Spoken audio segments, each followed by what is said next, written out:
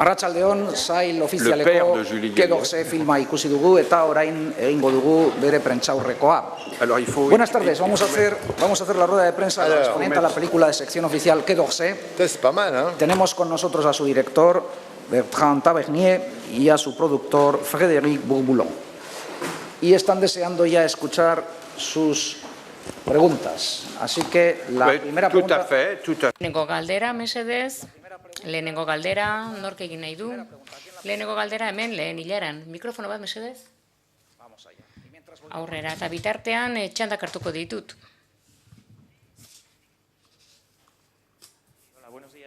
Egunon, bi galdera, lehenengoa.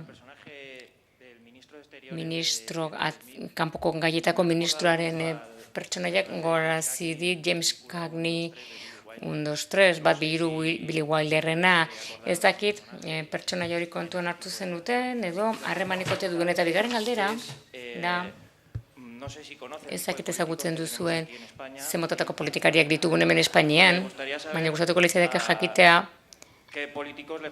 ze politikariak iruditzen zaizkizun okerragoak, Espainiakoak, ezagutzen badituzu edo Frantziak edo Frantziakoak, edo beste dozein. Bi erantzun.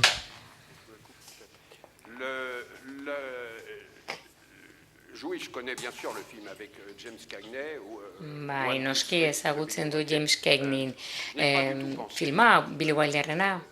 Egia esan ez dut inondik inorare pentsatu James Cagney, ez baldin bada behintzat, ez bizkor diren elkarrezketak, baina neurri diferentzia baldin dago Thierry Lhermitte eta Cagneyren artean, ze Cagney oso bajitua da.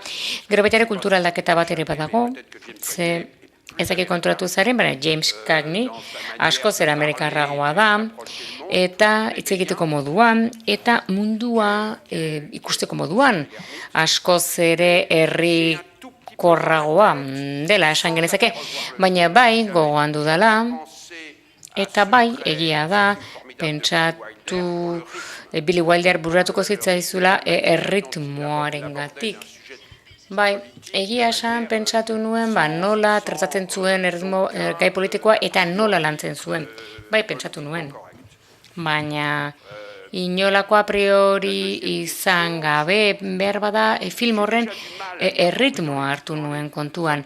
Bigarrena oso zaila iruditzen zait, politikari frantziarrak ezagutzea, ze esan behar dizut eta sentitzen dut, bihotzez, baina esan behar dizut, ez ditu dela ezagutzen Espainiako politikariak bakarrik ezagutzen ditut, batzutan Frantziako prentsan agertzen direnak, oroar, lehen ministroa, presidenteak, baita ere kultura ministroaren adierazpenak, nahiko aberranteak izaten dira, beraz, nahiko mediokreak iruditzen zaizkit, beste hitz batez esatearren, eta adierazpen horiekin konturatzen naiz ez duela kultura ez ezagutzen, baina Europako batzordean ere antzeko zerbait gertatzen da. Zoritxarrez ezin dizut erantzun sentitzen dut. Baina, bai, politikariak ezagutzeko frantziarrak eta beren jokabidea ezagutzeko horrekin nahikoa dut eta kosta egiten zait. Hola,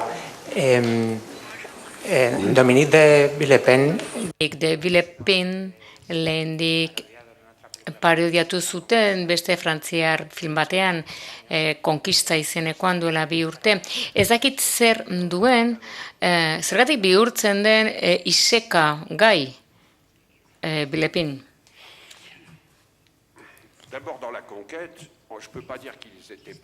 Konkista filman ez dut uste parodia bat zenik.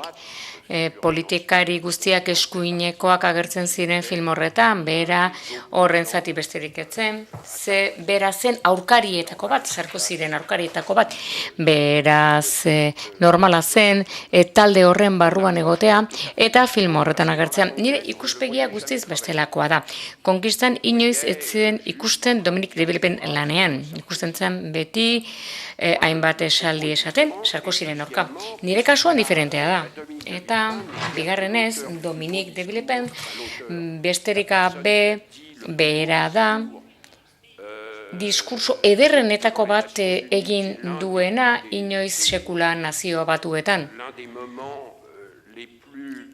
Eta une bikainetako baten interpretea bizitza diplomatiko frantziarrean.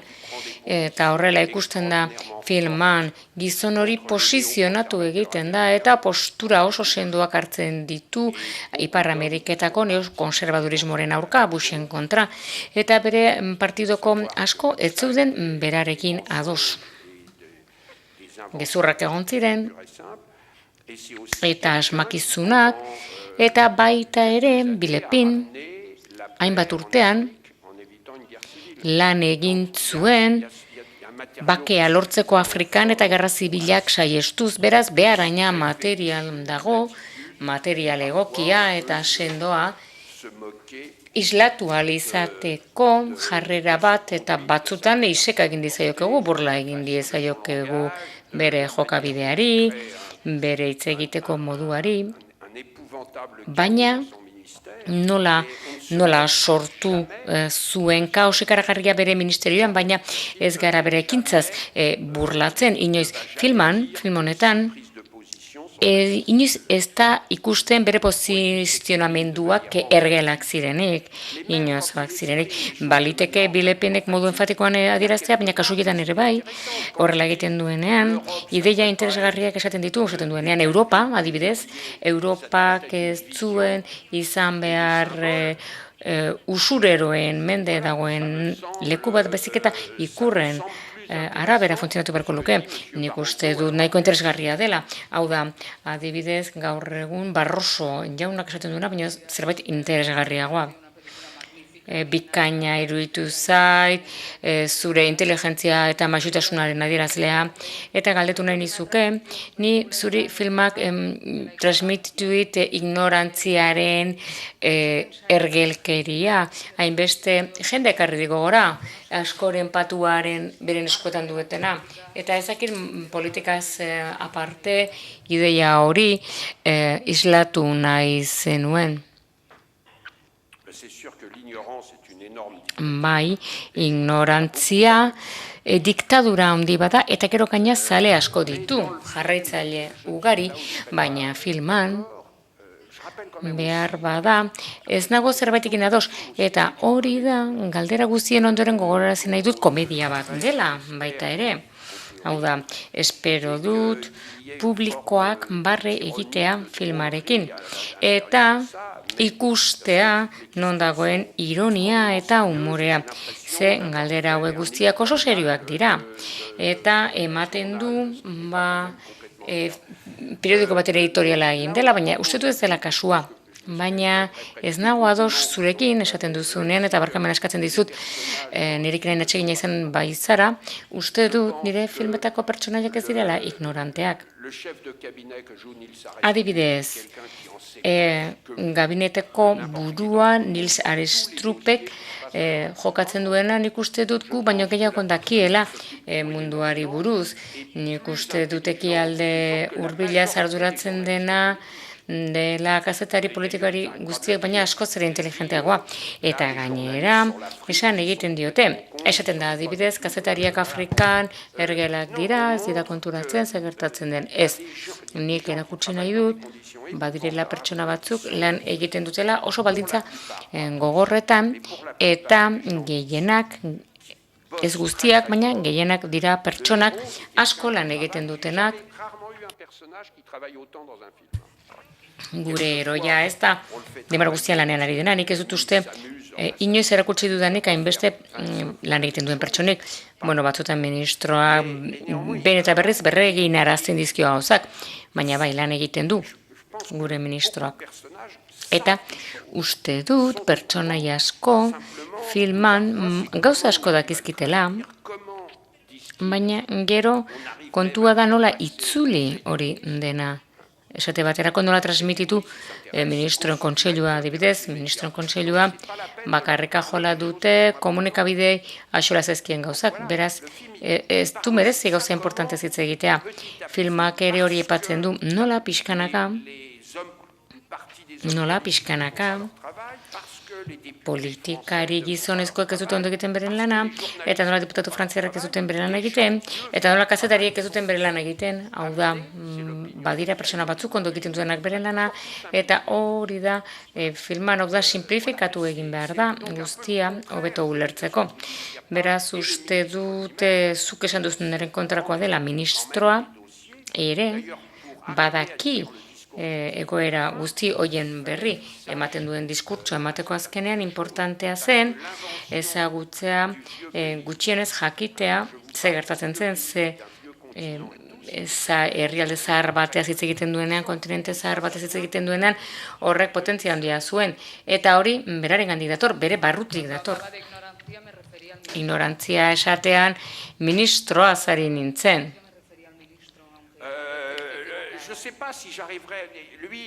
Ez dakit, egia esan, bera beste mundu batean dago, autista da, ignorantea baino gehiago.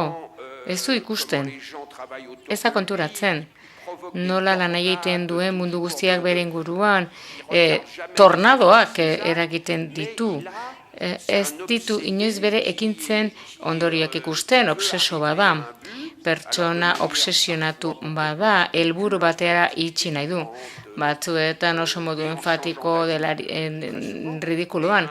Eta gainera askotan aldatzen du iritzia, baina helburu batekin, ze hor badago zerbait inoiz aldatzen ez duena. Hau da, Bushek egingo du ergelkeri ikaragarria. Hori ez da aldatzen, beti insistitzen du horretan. Beraz, etzen hain ignorantea, edo hain Tony Blair, baino hain ignorantea etzen. Eta beraren gandik errespetu gehiago dut, Tony Blairren gandik baino.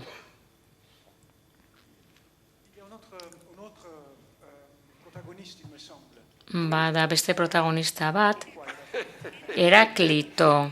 Heraklito, zergatik? Bueno, elkarrezketa bikainak egiten ditu Heraklitok, ez?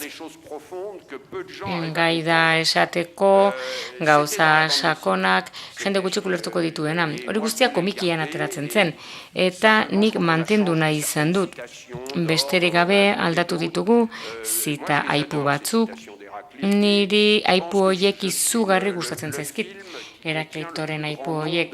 Uste dut film honek Heraklitoren aipu gehienak dituela zinema historian. Ez dut uste inoiz Heraklitoren presente egon denik film batean, beraz uste dut oso ondo dagoela.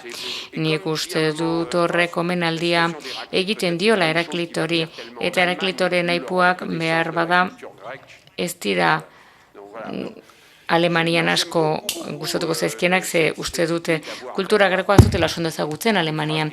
Hau da, gustatzen zait ideia hori, hau da, Heraklitoren esaldi horiek, eta batez ere gustatu zitzen pentsatzea horrek krisia konpondu zezakela Espainiako eta Frantziako arrantzaren artean, antxoan kasuan, Heraklitok soluzioa izatea iruditzen zait oso barregarria. Zoritxarrez ez dut jatorrezko komikia irakurri, baina tornado horiek, ministro agertzen den bakoitzean, horri guztiak egak ateratzen zaizki hori ere komikian zegoen, edo gidoiaren aurkikuntza zoragarri bat izan da. Bueno, nik enuen komikia ere kopiatu nahi. Komikian ez da mugimendu hori ikusten. Komikian ibiltzen denean biderkatu egiten da. Hau da, hori bakarrik efektu espezialekin egin ezaken. Baina, irutitzetan zela baliokide, zerbait baliokide aurkitzea. Komikian iradokitzen dena, baina egia zena, adibidez. Horren beste mugitzen ditu eskuak eta besoak, horriak egan ateratzen direla, eta hori niretzako printzipio bat bihurtu zen. Sartzen zen bakoitzean tornado bat sortu behartzen. Eta gainera iritsi aurretik ere iritsiko zen tornado baten ondoren. Eta inoiz etzen geldituko sortutako efektuak ikusten. Hau da, hori ikaragarria da idazkarientzat, ez? Idazkaria ikusten dugu, nola berriro ordenatu behar dituen horri guztiak, eta bera ez da gelditu ere egiten. Eta bapatean, erantzi behar izan genituen gauza asko, aten zarata, pixkana hasi ginen, ideiak izaten, eta ikusi genuen nola idazkariak kokatu behar duen zerbait astuna paperen gainean, egan egin ez dezaten, baina azkenean, bapaten iristen da beti ministroa, eta hori, libertegarri zen, Hubert Letrin esan du hori dela pertsonaia definitzen duen ezaugarri bat, hau da, ez zaio 5 ajola zaizkio bere jokabideren ondorioak edo ibiltzeko modua. Hau da, aurkitu nahi ziren baliokidetzak eta komikiaz kopiatzea, baina uste dut azkenean hainbat elementu asmatu ditugula interesgarriak. Komikia bikaina da, baina ez da filma bezain egokia. Erantzi ditugu 45 gutxi gora bera. Adibidez, eszena batzuk badaude, bilerei buruz, non galderak, diputatuen galderak lantzen dituzte, idatzi egiten dituzte gabineteko kideek, hori dena etzan komikian agertzen. Baita ere, kanpoko gaietako ministerioak internetik ez izatea etzen, komikian agertzen. Azken diskurtsoa NBN nazio batuetan etzen agertzen. Antonani Bodgiri eskatu nion eranzteko azken momentuan gidoian. Kidearen, Arturen papera guztiz bestelakoa zen, emakumeak ejatuten zen, ez zuen lanik egiten, eta zaletasun bat. Baina nik nahi nuen emakumeo kontrakoa izatea. Emakume divertigarria, sexia, eta hain zuzen Artur bezalakoa izatea, eta batzuetan bere buruaz barri egitea. Hau da, nolabait guri ustea pixka bat aldentzen beraren gandik, eta gainera nahi nuen lan egitea. Beraz, usten zigun beste Frantzia bat filmatzen. Patioa, jolastokia, auzo zaila, non lan egiten duen ikasleekin, hainbat etniatako ikasleekin, hor ikusten dugu beste Frantzia bat, Frantzia popularra. Eta nahi nuen, gainera, benetako maitasun historio bat sortzea bien artean, Hazaelen eta Anaisen arteko alkimia uste dut bikote bikaina zoragarria dela eta sinesgarria lehen segundotik. Oso zaila da zineman inposatzea bikotekide bat hasi aurretik filma erreza da topaketa bat sortzea, ikusi jende nola maite mintzen den. Baina kasu honetan, alkimia bat zegoen, kimika hain handia zegoen, ja berehala lehen 15 segunduan ikusten dugu bikote badala, elkarrekin bizi dira, badakite nola barregin bata bestearekin, nola adarrajo bata besteari, eta niretzat hori importantea zen. Hori da, erantzi nahi izan dudana, komikian, egileen baimenarekin ze gidoia elkarrekin idatzi genuen, baina bai kendu nituenela hainbat referentzia grafikoa, Star Wars, galaxietako gerra, ze irutzi zitzaidan oso azaltzaileegia. Ministroa adibidez, gogoratzen den Antarbadorri buruz, nik nahiago dut, Rafaelen arpegian gelditu, eta nahiago dut publikoak imaginatzea zer ari den imaginatzen eta ez ikuspegi behartuegi, bortxatuegi bat sartzea. Ikusten dut filma egiteko eskatu dela Quai d'Orsay laguntza. Bai, baita ere Quai d'Orsay filmatu genuen. Eta azkeneko horretu den agertzen da, bi galdera. Bazekien Quai d'Orsay ze espero zezaken film honetatik, eta baita ere kulturaren munduaren eta frantziar politikaren arteko harremana zineman zein egoeratan daude gaur egun azalduko diguzu?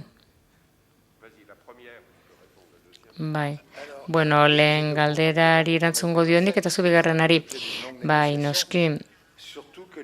Negoziazio luze bat egon zen museokoekin, gainera lanetan obretan zeuden, beraz gu filmatzen egin emetartean, beraz zeuden, aldamioak, lonak, errodatu behar izan genuen, obrak gelditzen zirenean, hau da, bostetatik aurrera filmatzen genuen, eta ez bukaretan ere bai, ezen erraza izan, produktore gisa esaten dizut, baina nuen, ordaindu behar izan eraklitorengatik, orduan gauza bat bestearekin konpentsatu nuen. Begibistan dago, komikia oso ezaguna dela diplomazian ingurunetan, Frantzian. Egia da, beti errazagoa dela, egitea aurrekoei buruz, ze beti dugu inpresioa errazagoa dela. Eta beste fenomeno bat badago, Frantziako politika kulturala eta krisien ondorioz, errentagarri bihurtu nahi dute beren jabegoa. Ondarea beraz agentzia bat sortu da, PI du izena Frantzian, eta negoziatu egin genuen, egiten dituzte filmaketak eraikin publikotan. Eta horrela diru pixka bat irabazten dute, krisia dela eta. Beraz, seguruenez guk lagundu indiogu pixka bat bere obretan, baina diru pila bat eskatzen ziguten, eta negoziatu behar izan genuen asko. Baina uste dut politika hau ondo dagoela bere ondarea birbalorizatzeko. Eta, zentsura baldin balago, ezingo genuen ministerioaren barruan eszena pornografikoak egin, baina bestea guztia egin dugu. Bigarren galderari dagokionez, aspalditxo, batetik eta bestetik ados daude, hau da nolabaiteko akordio bat dago kulturako jendearen eta politikariaren artean. 80 hamarkadako erdialdean, akordio bat egin zen, GATT sinatu zenean. Eta horretan jendea konturatu da kultura importantea dela. Importantea da herrialde batentzat, baina baita ere kulturak lanpostuak sortzen ditu. Zinemak eta automobiliaren sektoreak sortzen ditu. Eta horrela esaten dut, zifrei buruz hitz egin gabe. Baita ere paradogikoa zen. Eta harremanak hobeak izan dira zinemaren munduaren artean, denbora batean, eta politikoen artean Nicolas Sarkozy egon denean. Hobea izan da François Hollandekin, ze ministroetako batzuk ignorantziagatik seguruenez, edo demagogiagatik pirateriaren aurka zeuden. Errepresio guztiaren aurka zeuden. Eta pirateriaren aurka, eta ekoizleentzat eskandalagarria zen. Eta egia da, gure lehen bilerak François Hollandekin katastrofikoak izan direla. Tutik ere etzekien jende horrek. Eta horzein ere etzekiten ezer zinemagintzari buruz, ez da mekanismoi buruz, ez duten ulertzen zertzen zinema.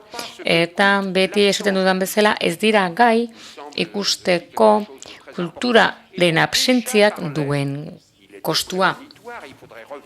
Beraz, nolabait premonitorioa zen, Victor Hugoz ekarri dugu gogora, hau da, ordaintzen dugu bide publikoak argitzeko, ordaintzen dugu argia egoteko plazetan.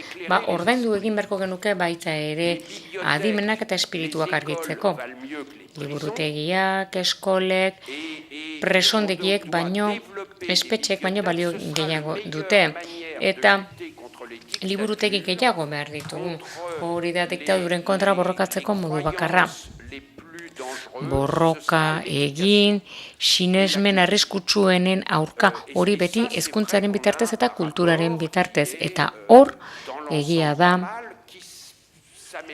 harreman, hobetuz joan den harremana dugula, finantza ministerioarekin harreman zailagoa dugu, beti oso ertsatzaileak dira, oso murriztaileak dira, oso teknokratak dira kulturari dagokionez, beti esaten dute bai, hori balioko du, baina adibide bajarriko dut. Ematen baditugu laguntzak, filmak manten daitezen, egin daitezen Frantzian horrek diruak osatuko du, diru publikoa, baina Frantzian egindako film bat, adibidez, Montpensieren printzesak, 1.200.000 euro dira, inbertituak eskualde batean, 1.200.000 hor sortuko dira 90 lanpostu, jakin batean. Beraz, teknokratak ez du ikusten bere ministerioan, ez dira konturatzen. Eta arauak ezartzen dituzte, duela gutxi lege guztiz ergelak egin dituzte, lege batzuk non dirua aurreztu nahi dute, baina ez dira konturatzen azkenean kontrakoa izango dela. Ez dutela ezera aurreztuko, zineman, kendu egin dira adibidez, murrizpenak, adibidez, etxeko laguntzan lan egiten duten pertsonentzat laguntza batzuk zeuden, zergarinketa batzuk zeuden, eta horren ez daude. Ze gertatu da, handitu egin dira 1,40, lan beltza zergetan irabazten dutena, ez du zinerago zer ikusirik gizarte segurantza galdu duenarekin. Hau da, galdu dute ikaragarri. Eta zineman, borroka egin behar dugu, ikuspegi hori duten pertsonen aurka. Hau da, askotan pertsona horiek ergelutsak besterik ez dira. Egunon, zorionak, zure filmagatik, zeruan egon nahi zure filma ikusten, batez ere publikoari barra zentzuten nionean, uste dut oso zaila dela komedia bat egitea, zuk egin duzunaren antzekoa, eta aldi berean arazoak planteatzea. Baina beti ere komediaren bitartez, politikarien komediaren bitartez galdera badu. Azalduko diguzu nola aukeratu dituzu antzezleak eta erritmo hori guri komedia bat eskaini izateko uste du funtzionatzen duela. Filma ikusten denean aretoan oso ondo funtzionatzen du komedia bezala. Bueno, aukera, antzezlen aukera, nila banituen printzipio sendo batzuk gogoan. Alde batetik, ez nuen inolako kondescendentziarik nahi. Ez nuen inolako superioritate, nagusitasun giro bat egotea nahi, hau da. Hori oso importantea zen niretzat. Gainera, erritmoa oso importantea zen, baina ez zuen oso prezipitatua iruditu behar. Aurrera egin behar genuen, baina ez harrapaladan. Gero gainera ezin zuen, ez nuen iruditzen nahi oso artifizialki azeleratua zegoenik zinemagile batentzat, erronka hauek oso garrantzitsuak dira. Eta hori da egin nahi izan dudana, egunetik egunera antzezleekin lan eginez. Antzezleen aukerari dagokionez berehala etorri zen Michel Stroop, hasieratik hor egon zen. Thierry Lhermitte ere bai, antzezle horiek bereekin ezten ziren lanean, 5 segundu pasatzen dira, eta zergatik ez ikitut 10 segundoko zelantza ere bere deitu aurretik, oso ondo egiten du, ez dago berik rol hori egiteko. Eta bainera, eskatu nuen inork ez antzestea modu komikoan. Eta hori asko gustatu zaie nire konplize batzui, George Rocheforti. Filma ikusten esantzian bikaina da. Azkenean komedia bat non antzesleak ez diren komikoak. Eta serio antzesten dute. Beti probatzen nuen eszenatokia eta esaten nuen, eta egingo banu drama bat honekin, aldatuko nituzke elkarrezketak, baina eszenak ez nituzke aldatuko, ze funtzionatuko luke berdin-berdin. Naiz eta modu dramatikoan egin. Etengabe pentsatzen nuen esaldian, komedia on bat da baita ere tonu dramatikoan egin daitekena. Eta logikoa ere izango litzatekena bere molde dramatikoan. Eta esaldi horretatik, premisa horretatik, behar nuen erronka horri erantzun nahi nion. Film batean, kontua ez da bakarrik ambizioa izatea, baizik eta gai izatea, ambizioiek mantentzeko eta haiei erantzuteko etengabe. Inponderableak alde batera utzita. Eta hemen eukidut ekipo bat izugarri lagundu didana. Erronka horiei erantzun ahal izan dietze muntaia eta produkzioa eskarka eman nahi dizkiet guztiei. Denek lagundu didate, gainera film hau oso poz giro batean egiten, ez gea ibili, bankariei erregutzen dirua maileguan usteko, ez dugu erregutzen ibili behar, gauzak lasai egin ditugu, eta nire energia osoa, eskaini diot antzezleekin lan egiteari, nire energiari ere eskaini diot erritmoari, eta baita ere filmari tonu zehatz bat emateko.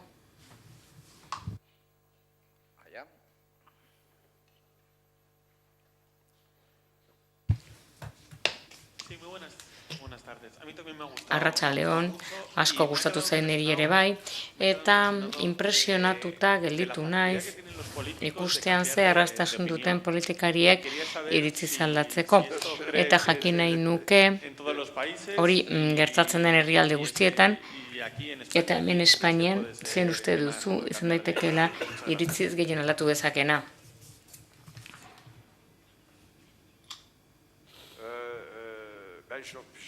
J'en ai connu du moins non, je connaissais Zapatero, je connaissais Santiago Carrillo. Bueno, Zapatero ezagutzen nuen, Santiago Carrillo. Baina, bueno, badira politikariek, iritziz aldatu ez zuena, Adolf Hitler, adibidez, nik uste dut iritziz aldatzea, horrek ez dut uste horrek pertsona humanoagoa egin zuenik, iritziz aldatu etzelako, egia da, Henri Jansonek esaten zuela, film luzek egiten zituen, eta esaten zuen beti traizionatu dutzen dutenek, beti errebindikatzen dute iritziz aldatzeko eskubidea. Badira politikari batzuk iritziz aldatzen dutenak, horri deitzen diote, nola deitzen diote? Deitzen dute evoluzioa, bilakaera, baina batzuetan egoera bat aurkitzeak eraman gaitzake iritziz aldatzera. Hau da, egon dira pertsonak, 1928an, François Mitterrand, adibidez, pasa ziren errespetu batetik fascismoa eta eskuin muturrekoa bestetik pasatu ziren, gero gerra bitartean, bai, naiz eta horrela izan, 1943-44an, gero erresistentzia aurkitu zuten, pasa zuten erresistentzia, beraz, egon dira aldaketak oso txalotzekuak.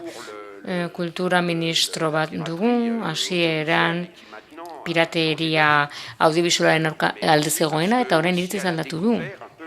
Baita ere, aurkitu duelako errealitatea, munduaren errealitatea, zinemagintzaren errealitatea, eta konturatu da, ze kalte finantzario dituen pirateriak. Beraz, ez dugu zertan beti iritziz aldatzen dutena gatik eparregin beharrik.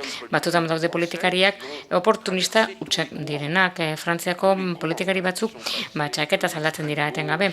Joan dira muturreko ezkerretik, gero zentrora, gero eskuinera, gero horretarako talentu berezia behar da. Hau da, Espainian antzeko izango da, baina ez dakit.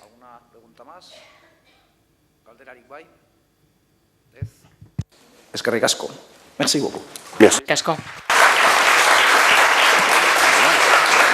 Eh bien, le retour à la comédie.